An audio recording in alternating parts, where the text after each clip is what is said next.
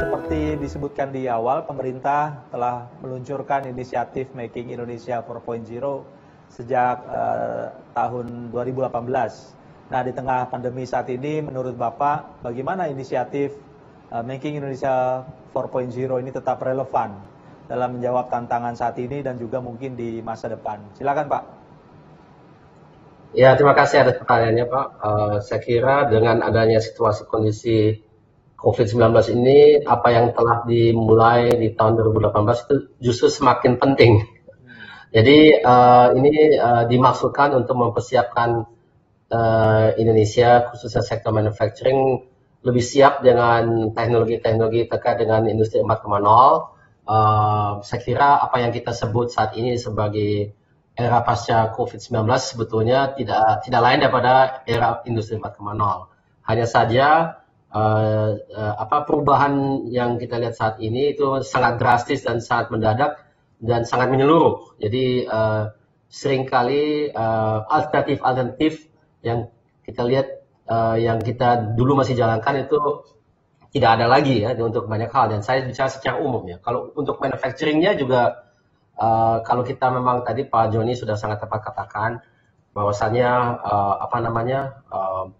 fitness daripada industrinya, saya kira Bapak Madurata juga demikian, itu sebetulnya semakin baik semakin kita sudah menguasai teknologi-teknologi dengan digital ini. Dan itu di sektor manufacturing itu memang sangat menyeluruh. Jadi baik dari segi dari desainnya atau juga engineering terkait dengan produksinya, jadi production engineering, atau juga informasi yang yang ada di engineering, bagaimana itu langsung dilangsungkan kepada manufacturingnya, jadi atau fabrikasinya.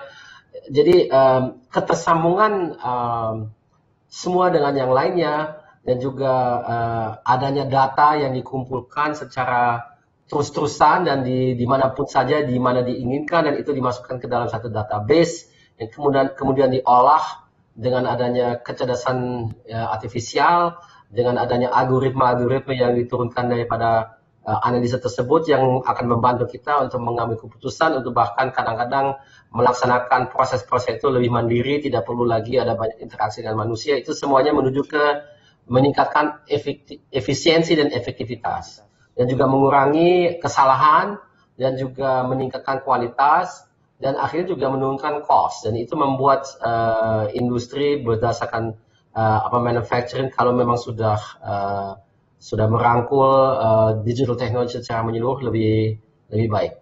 Banyak pertanyaan yang timbul biasanya itu terkait dengan apa sebetulnya tantangan kita. Tantangan yang saya lihat itu kalau teknologi itu bisa dibeli. Kemudian memang kalau kita menyesuaikan teknologi itu kepada apa yang kita perlukan, karena tidak semua yang kita beli itu langsung cocok, bisa disesuaikan, itu pasti perlu waktu, tapi akhirnya juga bisa tercapai. Yang paling krusial dalam implementasi ini selalu faktor manusia. Jadi kecocokan, kesesuaian human capital kita itu baik di factory floor, jadi para teknisi dan buruh, atau juga di kantor, jadi white collar seperti engineer atau designer dan sebagainya. Itu semuanya harus mengerti bagaimana mereka menggunakan toolsnya, juga bagaimana kerjasama, karena dengan adanya ketersambungan atau yang saya sebut sebagai hyper connectivity ini, kemampuan kita sebagai profesional bekerja dengan yang lain secara lintas sektor itu menjadi sangat krusial. Itu bisa mempersingkat proses, bisa memperbaiki hasil daripada produk, meningkatkan kualitas, menurunkan cost. Semua itu kalau kita tidak lagi bekerja dalam struktur yang kita kenal mungkin di era analog, tapi digital itu sebetulnya bukan saja memungkinkan kita untuk mengerti apa yang kita lakukan dengan lebih baik dan lebih cepat karena ada digital teknologi itu, tapi cara bekerjanya itu sendiri juga berubah. Jadi kita bisa langsung dikoneksikan dengan orang yang tadinya mungkin kita jarang komunikasi karena memang dasarnya susah ya, karena kita tidak punya data yang kita share satu sama lainnya. Ya, jadi sekarang dengan adanya itu, saya kira dunia kerja ini sudah dan akan lebih lagi mengalami adanya perubahan. Nah, sekarang kembali ke situasi saat ini, atau ini sebetulnya menambah beberapa dimensi ya. Mungkin di Make in Indonesia belum terbayangkan. Yaitu adalah kalau kita berpikir kepada dunia kerja di masa mendatang, sebenarnya ada 3 pertanyaan yang perlu kita jawab. Apakah pekerjaan itu bisa diotomatisasi? Kedua, siapa yang melakukan pekerjaan itu? Ketiga, di mana pekerjaan itu dilakukan? Jadi dengan adanya digitalisasi ini, kita tidak harus berada di kantor atau perusahaan pabrik yang sama di saat yang sama, tapi kita juga bisa berada di satu pabrik virtual yang sama pada saat yang diperlukan, sehingga kerjaan kita bisa tetap dilaksanakan dengan baik dan benar. Begitu juga sebelum kita mulai sesuatu dengan adanya digitalisasi di semua bidang, banyak hal sebelum kita benar-benar membuat sesuatu, kita bisa simulasikan.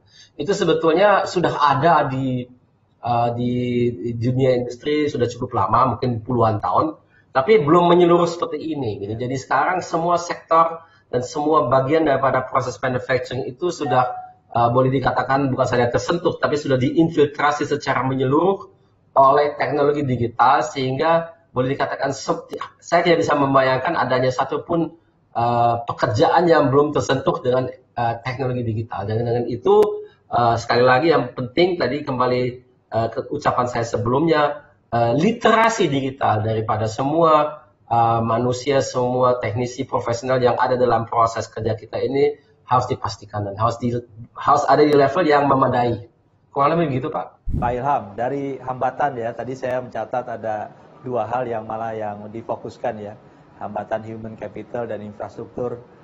Inisiatif apa yang telah dan akan dilakukan pemerintah ya agar perusahaan manufaktur Indonesia ini lebih mudah mengadopsi teknologi industri 4.0? Silakan, Pak. Iya, saya mau bicara tidak lama mengenai itu. Buat saya lebih penting nanti ke depannya, masa depannya apa. Saya mau lebih nanti bicara ke arah situ. Tapi saya kasih jawaban singkat. Kalau soal ke depannya bagaimana, kalau soal konektivitas ya, saya kira itu memang adalah urusan mungkin ya komersial. Ya, jadi bahwasannya perusahaan itu harus mampu membiayai diri dari segi konektivitas, itu memang bagian daripada bisnis mereka. Di mana pemerintah akan menaruh banyak perhatian itu akan ke UMKM. Karena UMKM itu adalah backbone daripada negara kita, dengan 99% daripada lapangan pekerjaan itu berasal dari UMKM. Kemudian juga 56% lebih itu dari PDB kita juga dari UMKM. Itu UMKM secara keseluruhan. Memang ada juga UMKM di bidang manufaktur, itu ada, dan mereka juga akan terkena dengan kebijakan untuk menekankan digitalisasi daripada UMKM itu. Disitulah saya melihat adanya perhatian yang berlebih dari pemerintah untuk memperbaiki ketahanan dari ekonomi kita. Kalau kita lihat ekonomi krisis ekonomi di tahun 98-99, sektor UMKM tidak begitu terkena karena memang masalahnya lebih di korporasi besar dan di negara kita sendiri. Kalau di krisis COVID-19 tahun ini hanya agak berbeda. Ini semuanya kena, termasuk UMKM, dan mereka sudah berbulan-bulan tidak ada pendapatan, dan itulah saya kira perhatian pemerintah akan ke situ sekali. Selain dari itu juga lagi-lagi terkait dengan belajar. Jadi kalau kita sekolah atau kita memerlukan training, itu juga ada perhatian untuk digital. Jadi faktor digital itu juga dari segi konektivitas dan juga mata pelajaran itu sedang memang saya lihat itu ada banyak sekali program dan rencana untuk mengubah itu menyesuaikan kepada apa yang diperlukan. Jadi fitness daripada warga kita itu di semua di semua jenjang daripada pendidikan dan masa belajar mereka itu sedang dikaji ulang dan memang akan diubah. Ya. Memang ada yang diubah secara drastis, misalnya di sektor vokasional, ada juga diubah mungkin secara sistematis dari awal. Maksudnya kalau kita membayangkan bagaimana siswa kita sekolah di 10 tahun yang mendatang, mungkin saya melihat itu bisa saja di SD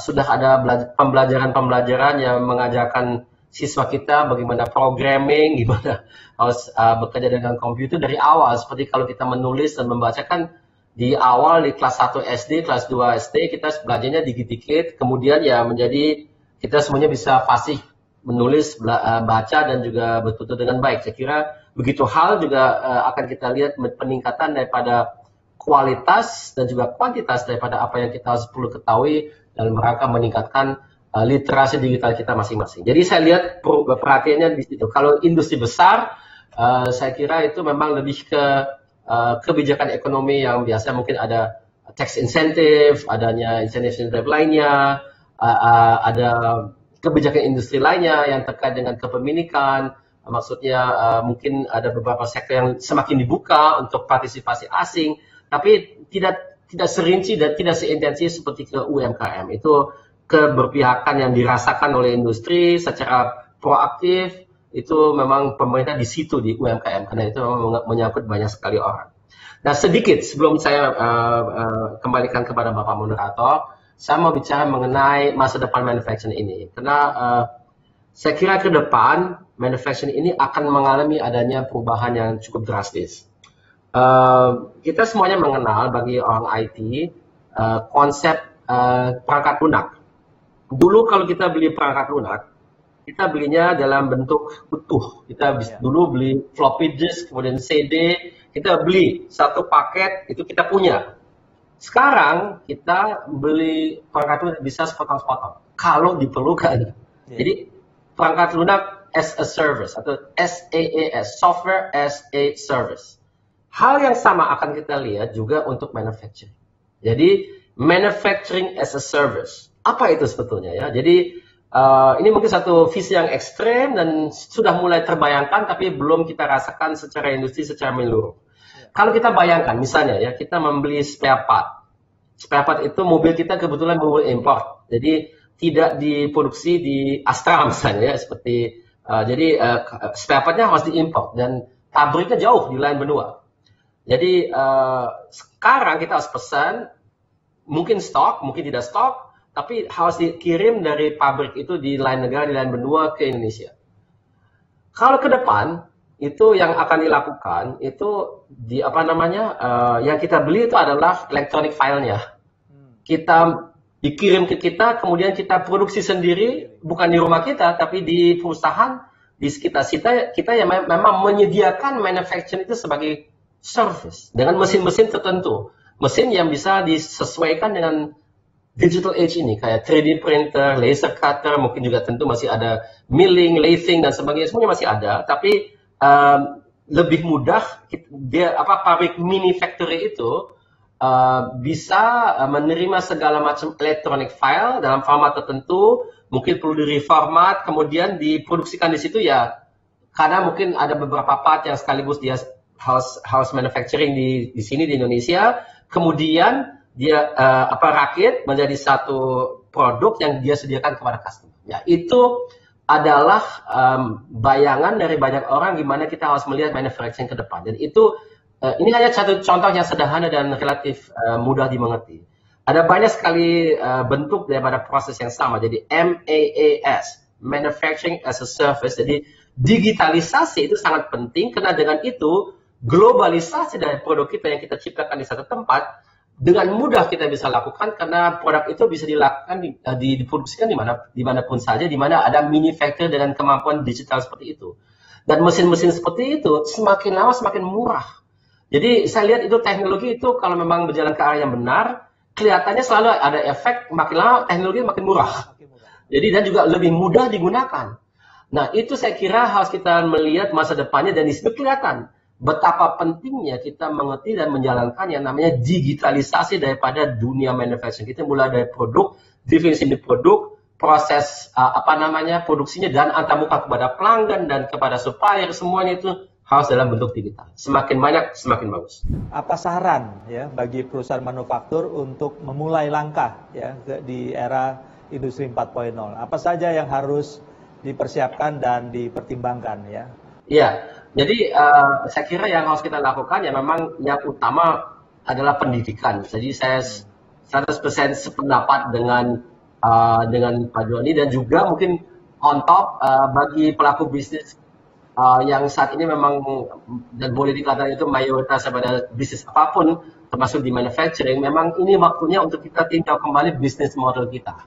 I see. Karena adanya pengalaman di COVID-19 ini sebetulnya belum merupakan bagian yang kita sebut sebagai new normal. Ini belum. Ini adalah the new abnormal. karena ini tidak normal. Kita tidak sama sekali tidak ada interaksi fisik dengan siapapun.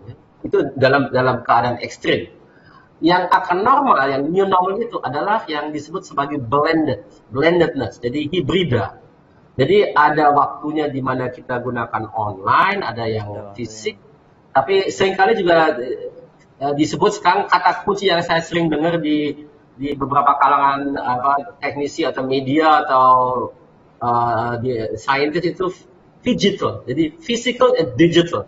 Digital. Ya, jadi itu yang dunia baru, yang new normal itu mungkin kita bukan digital tapi bukan physical tapi digital, ya.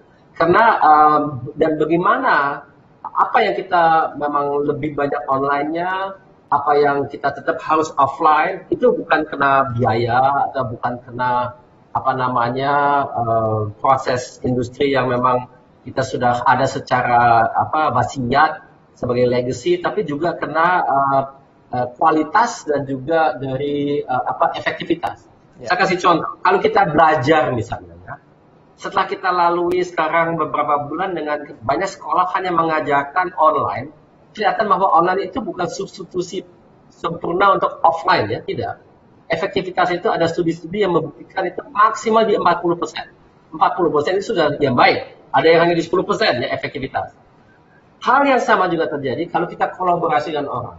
Jadi cara kerja kapan kita menggunakan online dan kapan kita memang harus ketemu, itu saya kira tergantung dengan bisnis kita masing-masing, ya, dan tergantung dengan produk kita, tergantung dengan jasa kita, proses kerja kita itu beda-beda gitu ya. Yeah. Jadi disitulah saya kira ini waktunya di mana kita semuanya tinjau kembali bisnis model dan bisnis proses yang kita jalankan dan memikirkan, membayangkan itu bagaimana kita bisa menjalankan itu di new normal. Jadi bukan saat ini new abnormal menurut saya, tapi new normal. Itu saya kira waktunya sekarang untuk memikirkan itu dan mungkin sudah coba-coba. Kurang lebih gitu, Pak.